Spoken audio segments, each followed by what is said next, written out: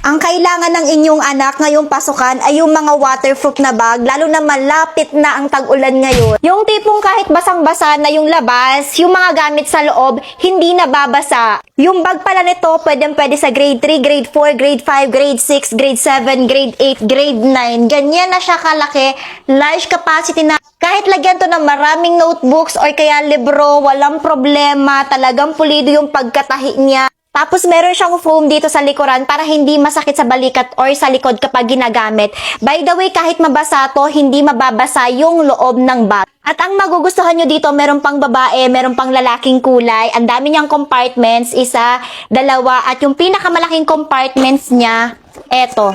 As in, ang dami talagang malalaman na gamit dito. Look! Meron pa siyang another compartment if ever na may laptop or kaya tablet yung inyong anak, pwedeng ilagay dito. Lagayan ng libro, as in ang spacious ng loob.